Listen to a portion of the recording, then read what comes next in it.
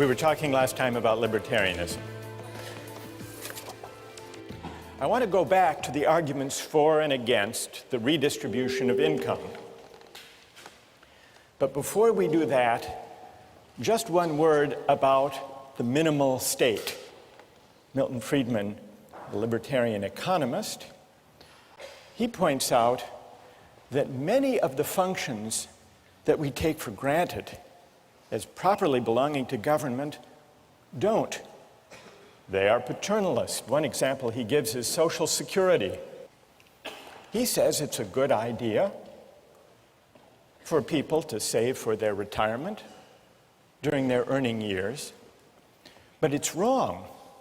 It's a violation of people's liberty for the government to force everyone, whether they want to or not, to put aside some earnings today for the sake of their retirement. If people want to take the chance, or if people want to live big today and live a poor retirement, that should be their choice. They should be free to make those judgments and take those risks.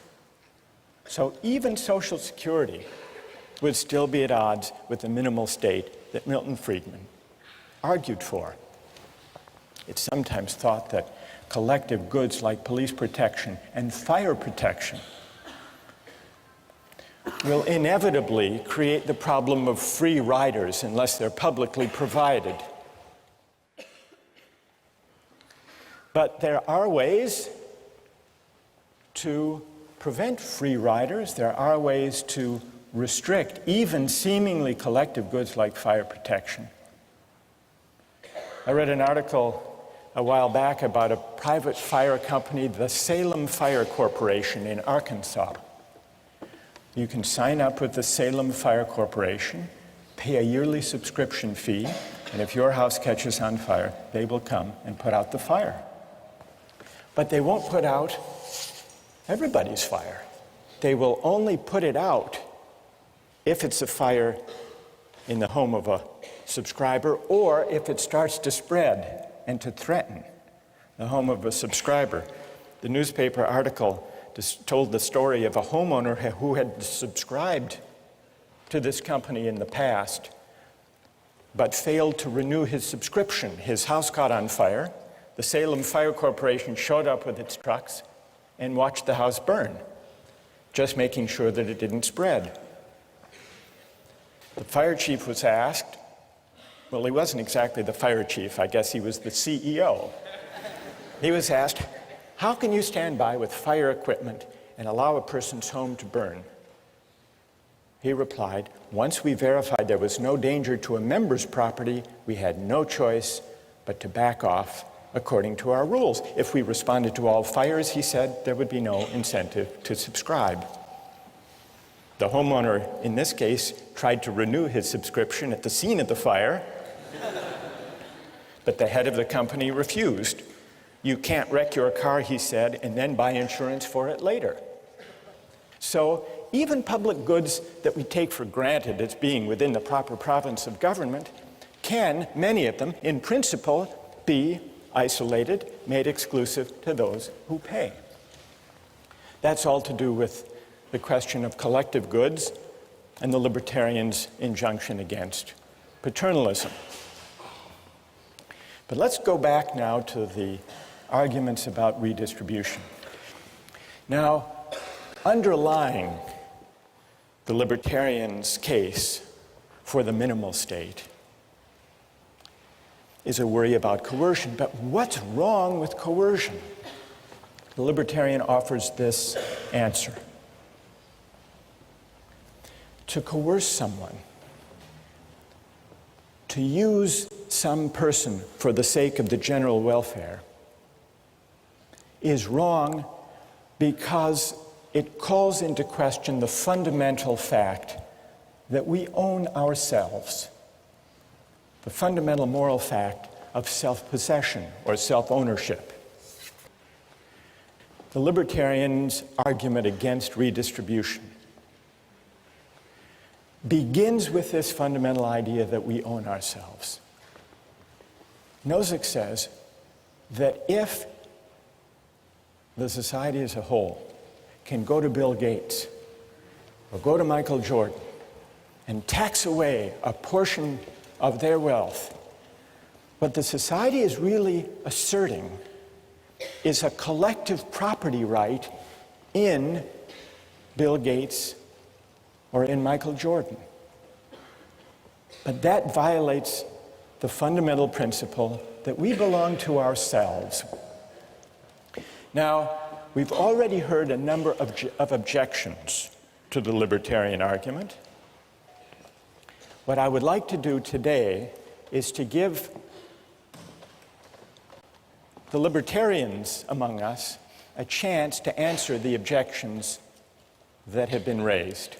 And some have already identified themselves and have agreed to come and make the case for libertarianism to reply to the objections that have been raised. So raise your hand if you are among the libertarians who's prepared to stand up for the theory and respond to the objections. You are Alex Harris. Alex Harris, who's been a star on the weblog. All right, Alex, come here, stand up, come. We'll create a libertarian corner over here. And who else? Other libertarians who will join? What's your name? John? John Sheffield. John. Who else wants to join? Other brave libertarians who are prepared to take on, yes. What's your name? Julia Roto. Julia, come join us over there. Now, while Team Libertarian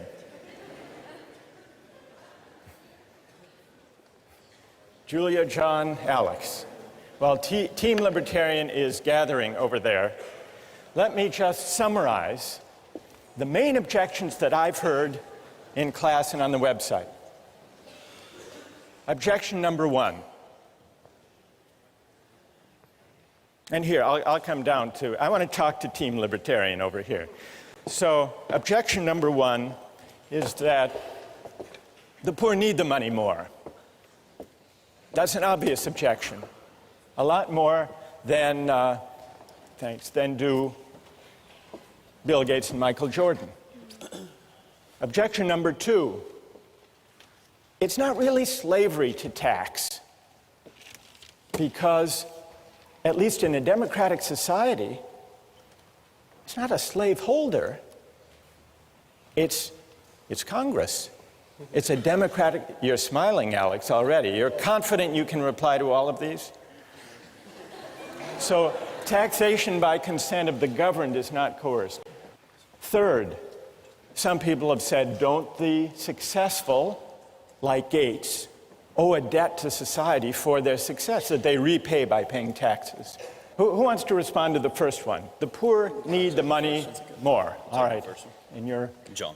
John. All right, John.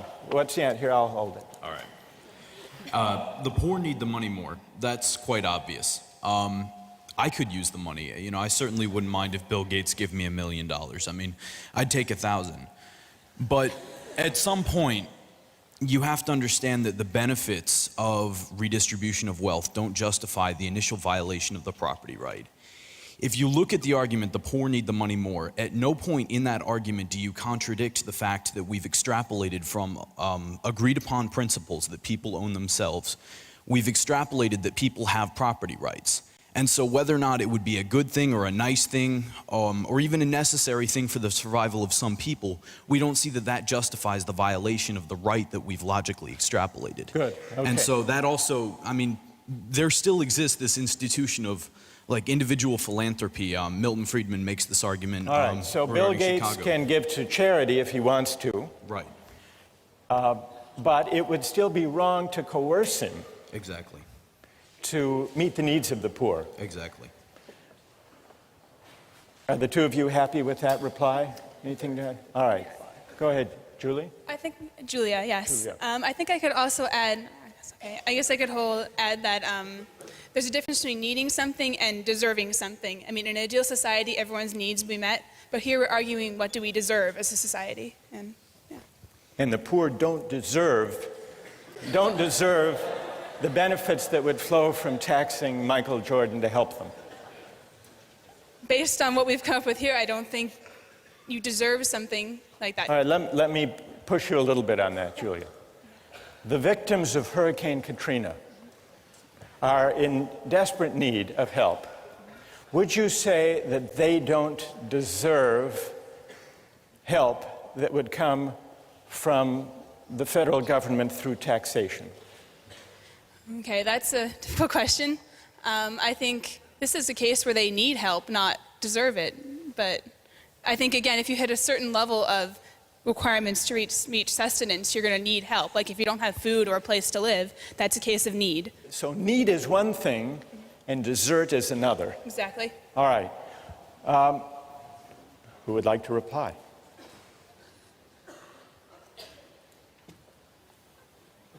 Yes. Going back to the first point that he made about the property rights of the individual, the property rights are established and enforced by the government, which is a democratic government, and we have representatives who enforce those rights. If you live in a society that operates under those rules, then it should be up to the government to decide how those resources that come about through taxation are distributed, because it is through the consent of the government. If you disagree with it, you don't have to live in that society where that operates. All right, good. So, and tell me your name. Raul? Raul is pointing out, actually Raul is invoking point number 2.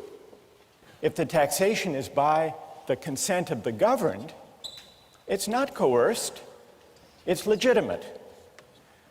Bill Gates and Michael Jordan are citizens of the United States. They get to vote for Congress. They get to vote their policy convictions, just like everybody else. Who would like to take that one on? John? Basically, what the libertarians are objecting to in this case is the middle 80% deciding what the top 10% are doing for the bottom 10%. Wait, John.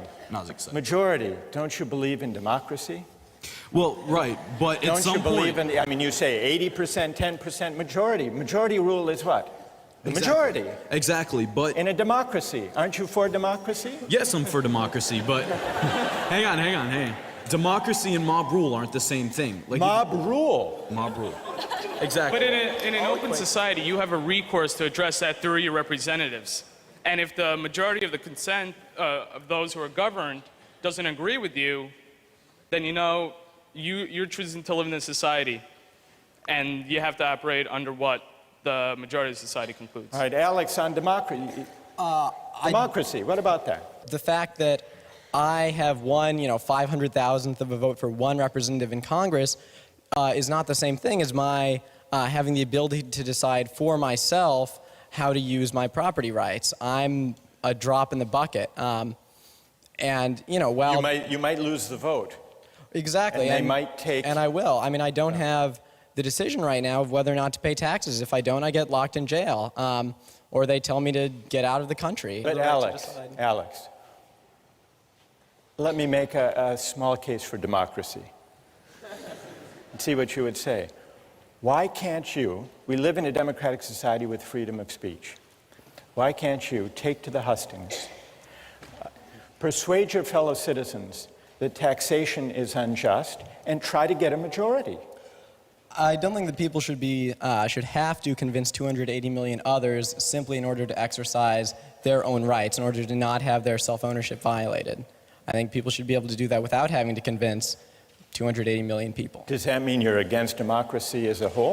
No, I just believe in a very limited form of democracy, whereby we have a constitution that severely limits the scope of what decisions can be made democratically. All right, so you're saying that democracy is fine, except where fundamental rights are involved.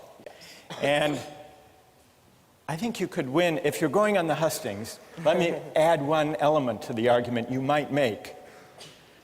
Maybe you could say, put aside the economic debates, taxation.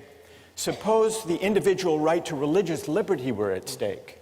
Then, Alex, you could say on the hustings, surely you would all agree that we shouldn't put the right to individual liberty up to a vote. Yeah, that's exactly right. And that's why we have constitutional amendments and why we make it so hard to amend our Constitution. So you would say that the right to private property, the right of Michael Jordan to keep all the money he makes, at least to protect it from redistribution, is the same kind of right with the same kind of weight as the right to freedom of speech, the right to religious liberty, rights that should trump what the majority wants. Absolutely. The reason why we have a right to free speech is because we have a right to own ourselves, to exercise our voice in any way that we choose. All right, good.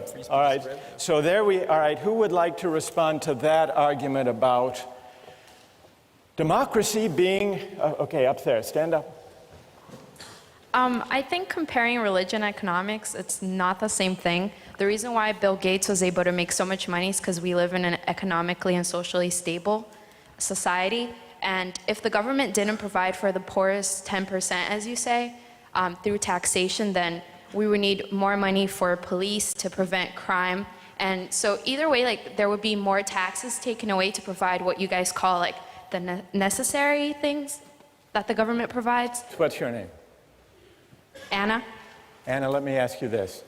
Why is the fundamental right to religious liberty different from the right Alex asserts as a fundamental right to private property and to keep what I earn? What's the difference between the two? Because you wouldn't have, you wouldn't be able to make money, you wouldn't be able to own property if there wasn't a socially, like if society wasn't stable. And that's completely different from religion. That's like something personal, something that you can practice on your own in your own home. Whereas like me practicing my religion is not going to affect the next person. But if I'm poor and I'm desperate, like I might commit a crime to feed my family, and that can affect others. Okay, good, thank you. Would it be wrong for someone to steal a loaf of bread to feed his starving family? Is that wrong? I believe that it is. All right, let's take a quick poll of the three of you. You say yes, it is wrong. It John? violates property rights. It's wrong. Even to save a starving family. I mean, there are definitely other ways around that, and by justifying, no, hang on, before you laugh at me, that didn't work. Before justifying the act of stealing, you have to look at violating the right that we've already agreed exists, the right of self-possession and the possession of, your own things. We agree on property rights. All right, we agree at stealing, Yeah, so we property agree at rights is stealing. not the issue. All right, but So why is it wrong to steal even to feed your starving family? sort of the original argument that I made in the very first question you asked, the benefits of an action don't make the action just. What would you say, Julia? Is it all right to steal a loaf of bread to feed a starving family, or to steal a drug that your child needs to survive?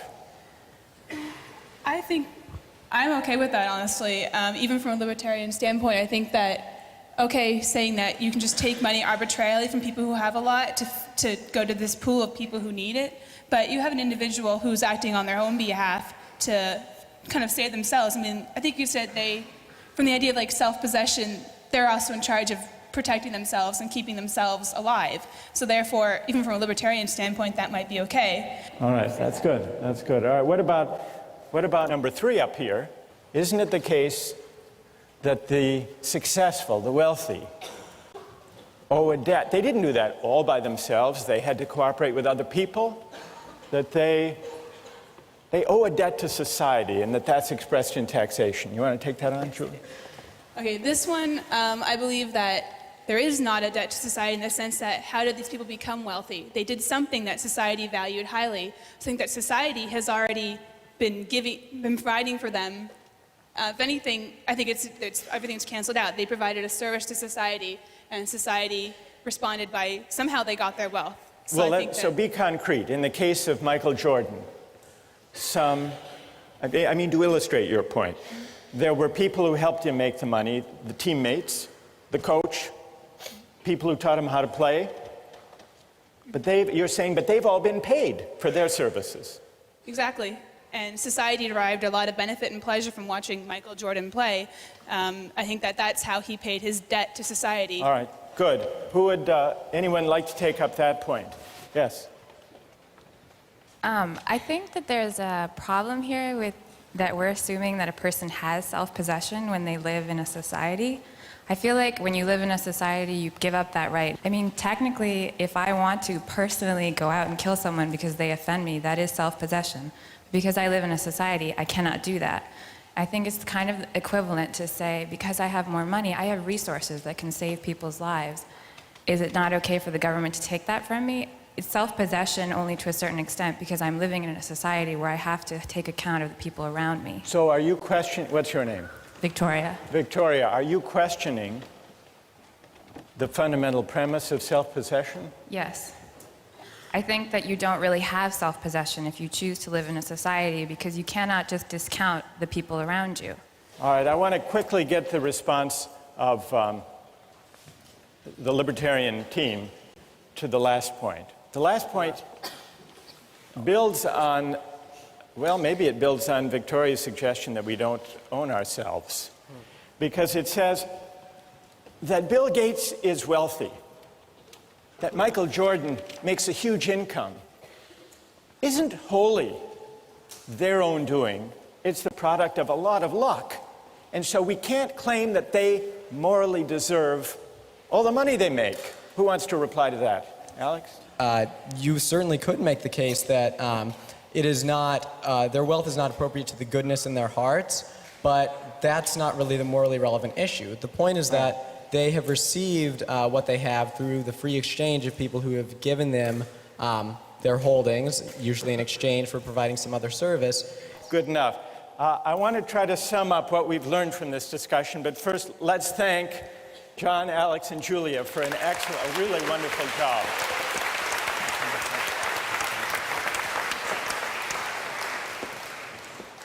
Toward the end of the discussion just now, Victoria challenged the premise of this line of reasoning, this libertarian logic. Maybe, she suggested, we don't own ourselves after all. If you reject the libertarian case against redistribution, there would seem to be an incentive to break into the libertarian line of reasoning at the earliest, at the most modest level, which is why a lot of people disputed that taxation is morally equivalent to forced labor. But what about the big claim, the premise, the big idea underlying the libertarian argument? Is it true that we own ourselves? Or can we do without that idea and still avoid what libertarians want to avoid, creating a society and an account of justice where some people can be just used for the sake of other people's welfare or even for the sake of the general good? Libertarians combat the utilitarian idea of using people as means for the collective happiness by saying the way to put a stop to that utilitarian logic of using persons is to resort to the intuitively powerful idea that we are the proprietors of our own person. That's Alex and Julia and John and Robert Nozick. What are the consequences for a theory of justice and an account of rights of calling into question the idea of self-possession? Does it mean that we're back to utilitarianism and using people and aggregating preferences and pushing the fat man off the bridge? Nozick doesn't himself fully develop the idea of self-possession. He borrows it from an earlier philosopher, John Locke.